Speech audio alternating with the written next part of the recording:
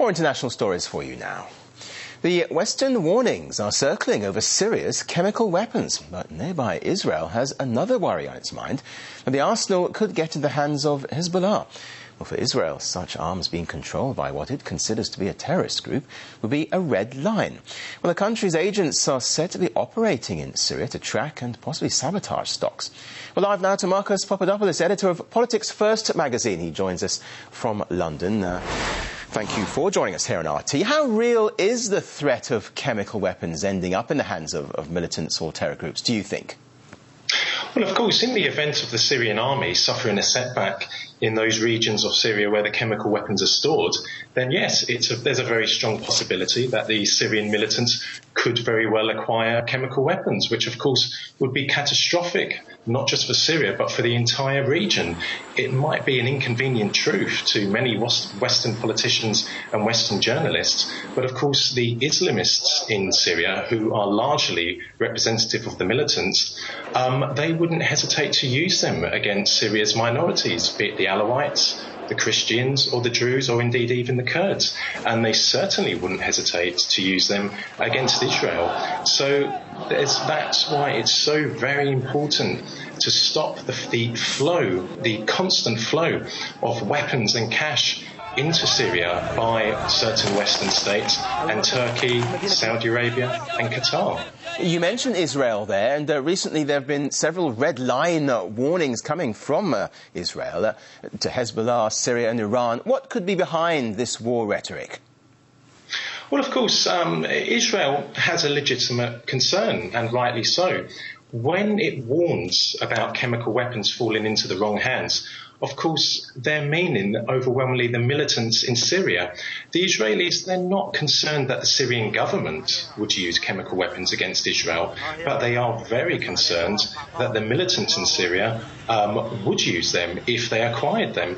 And that's why, if the West is not going to listen to the Syrian government, then it certainly should listen to the concerns of Israel. Well, talking about the West, I mean, the US and its allies are adamant that Assad must go. Wouldn't removing the Syrian government, though, increase the chances of chemical weapons perhaps ending up in the wrong hands? Well, of course, President Assad being removed from power is not a policy. It's an emotional statement. It's an emotional statement that Western countries have been putting out for the last almost 2 years. Should President Assad and his government fall from power, the whole infrastructure of Syria would collapse. When a government falls from power in wartime, everything collapses, society collapses, and in the event of that happening, then once again, yes, there's a very realistic possibility that the militants in Syria could acquire chemical weapons. And of course, who would be responsible for that? It would be those countries around the world, in particular in the region, Turkey, Saudi Arabia, Qatar, and certain Western countries that are doing absolutely everything they can at the moment to weaken the Syrian government. And this talk of a chemical threat, is that an excuse for military intervention? Well, of course, the West's interest in the conflict in Syria isn't guided by democracy, rule of law.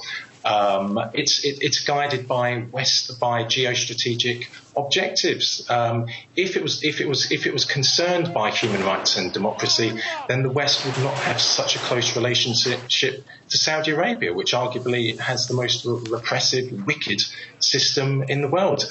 But I think, yes, we should be on guard. It could be a pretext that what the West is using, principally America, to intervene in Syria. I still think Western military intervention is probably not going to happen, but we should be on guard. Of course, they did it in Kosovo, where they claimed 100,000 Kosovan Albanians being murdered by Serb forces. That never happened.